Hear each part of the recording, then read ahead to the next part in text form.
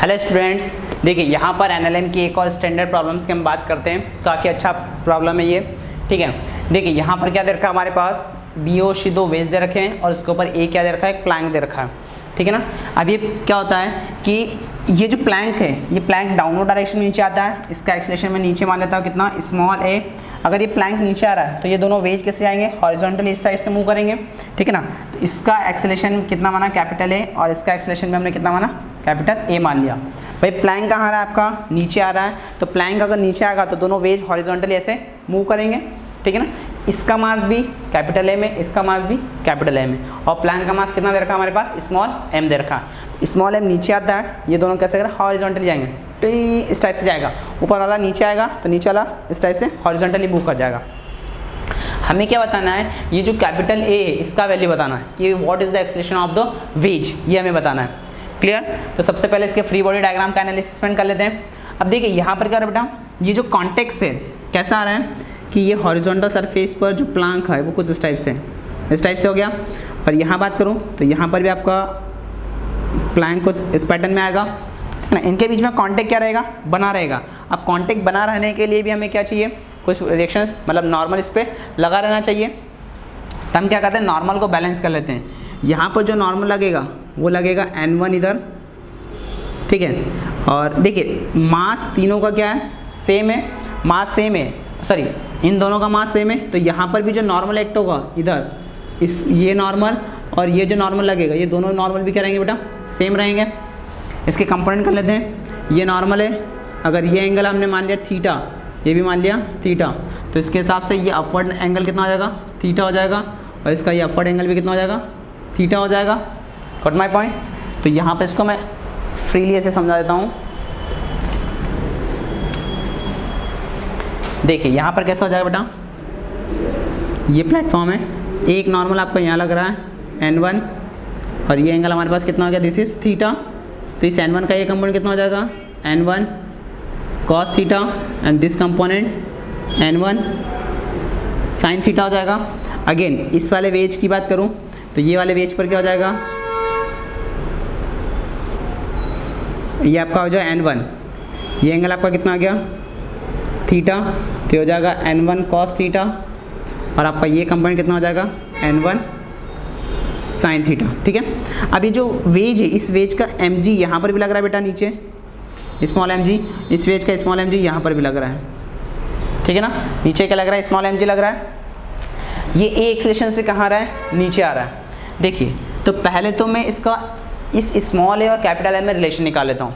किस टाइप से, पहले मैंने आपको कांस्टेंट टाइप की प्रॉब्लम समझा रखी है कि अगर ये प्लैंक A एक्सेलरेशन से नीचे आ रहा है और ये वेज कैपिटल एक्सेलरेशन से इधर जा रहा है, तो इन दोनों में जो रिलेशन आएगा ना बेटा, वो रिलेशन क्या हो जाएगा, वो आ जाएगा हमारे पास स्मॉल a बराबर कैपिटल A एंड थीटा आ जाएगा। मतलब रियलिटी में क्या हो जाएगा हमारे पास, ये एंगल हमारे पास हो जाएगा कितना, थीटा हो जाएगा। तो ये हो जाएगा बेस, ये हो गया परपेंडिकुलर, तो perpendicular upon base equal to tan theta, तो स्मॉल a बराबर कितना हो जाएगा, capital A tan theta. Clear है। अब यहाँ पर हम इक्वेशन लिखते हैं। तो सबसे पहले वर्टिकल कंपोनेंट्स को बैलेंस कर लेते हैं। तो वर्टिकल कंपोनेंट मतलब ये ऊपर से बैलेंस करने वाले N1 cos theta, N1 cos theta, ये mg प्लैंक किधर आ रहा है, नीचे आ रहा है, कितने एक्सेलरेशन से, एक एक्सेलरेशन से। तो वर्टिकल डायरेक्शन में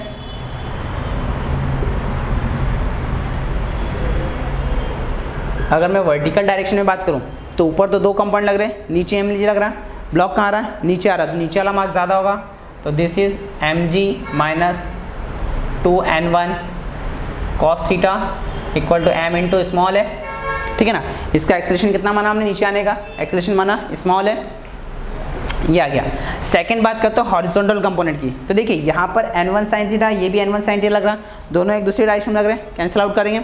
अच्छा अगर मैं वेज की बात करूँ तो यहाँ पर एक इधर डायरेक्शन में लग रहा है N1 sin थीटा, ये वेज आपको जा रहा है पीछे की तरफ, कितने, कैपिटल A मास और एक्सेलरेशन कैपिटल A से। तो क्या ये N1 sin थीटा इस एक को बैलेंस करेगा, यहाँ पर लग रहा है N1 sin थीटा, इधर जा रहा है m इंटू कैपिटल A, तो ये दोनों एक दूसरे क्या करेंगे, बैलेंस करेंगे। तो यहाँ से एक इक्वेशन क्या आ जाएगी बेटा, हॉरिजॉन्टल डायरेक्शन में, हॉरिजॉन्टल डायरेक्शन, तो हॉरिजॉन्टल डायरेक्शन में कितना हो जाएगा, कैपिटल M इंटू ए बराबर ये हो जाएगा N1 sine theta. This is equation number 2, ये इक्वेशन नंबर 1। क्या मैं यहाँ से N1 की वैल्यू निकाल लूँ तो N1 कितना हो जाएगा बेटा, कैपिटल M A और ये आपके पास हो जाएगा साइन थीटा। यहाँ से हमारे पास N1 की वैल्यू आ गई, A की वैल्यू मेरे पास ऑलरेडी दे रखी। क्या N1 और A का वैल्यू इस इक्वेशन में पुट कर दूँ? अगर मैं पुट करूँगा तो मुझे कैपिटल A की वैल्यू आसानी से मिल जाएगी, ठीक है ना। तो यहाँ का पूरा एनालिसिस में आपको समझ में आ गया, ठीक है। स्क्रीनशॉट ले लीजिए इसका। चलिए आगे बात करते हैं भाई। अब तो क्या जनरली आपको इक्वेशन ही सॉल्व करनी है, तो यहाँ पर इस वाली इक्वेशन में मैं पुट कर देता हूँ। ये कितना हो जाएगा, mg minus 2n1 cos theta equal to m into A, ठीक है। अब a की और थीटा की वैल्यू रखते चलिए आप यहाँ पे।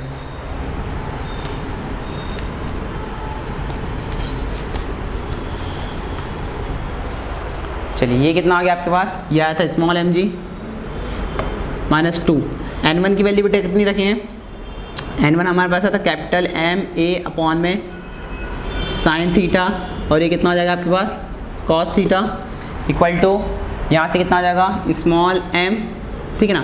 ए का वैल्यू क्या था, कैपिटल A और tan थीटा आया था। क्लियर है यहाँ तक। चलिए यहाँ पर एलसीएम ले लेते हैं, तो इसको मैं ऐसे लिख लेता हूँ mg minus 2 capital Ma cos theta upon में sine theta equal to small m into a, इसको लिख लिया हमने कितना साइन थीटा अपॉन में कॉस थीटा लिख लिया, ठीक है ना। इसको क्या लिख लिया, small sine theta into cos theta लिखा। इस वाली टर्म्स को इधर ले आइए, क्योंकि यहाँ भी कैपिटल आ रहा है, यहाँ भी कैपिटल आ रहा है, एक्सेलेरेशन ऑफ द वेज है, इधर ले आइए। तो ये कितना हो जाएगा, स्मॉल mg बराबर small ma, this is a sine theta और अपॉन में क्या आ गया cos theta equal to 2ma sorry plus 2m into a, this is cos theta और ये कितना आ जाएगा साइन थीटा आ जाएगा। क्लियर है। एलसीएम ले लीजिए यहाँ पर, तो एलसीएम लेंगे तो कितना हो जाएगा स्मॉल mg, नीचे साइन का मल्टीप्लाई इधर, कॉस का मल्टीप्लाई इधर हो जाएगा। तो ये कितना हो जाएगा बेटा हमारे पास m, अच्छा यहाँ पर कैपिटल है दोनों में से कॉमन निकालूंगा मैं, तो m into sine square theta plus 2, ये कितना हो जाएगा हमारे पास capital M and this is a cos square theta. दोनों में से मैंने a कॉमन निकाला और नीचे कितना हो जाएगा हमारे पास साइन थीटा और कॉस थीटा आ जाएगा, ठीक है। क्रॉस मल्टीप्लाई कर लो, इसका मल्टीप्लाई इधर, दोनों डाउन में चले जाएंगे। तो क्या कैपिटल A का वैल्यू हमारे पास ये आ जाएगा क्या mg, मार्कर दूसरा ले लेते हैं, mg sine theta cos theta upon में small m sine square theta plus 2 capital M cos square theta, ठीक है ना। ये हमारे पास क्या गया, इसका एक्सप्रेशन का वैल्यू आ गया। काफ़ी अच्छा सवाल था, ठीक है। पोस्ट करके इसको नोट करिए।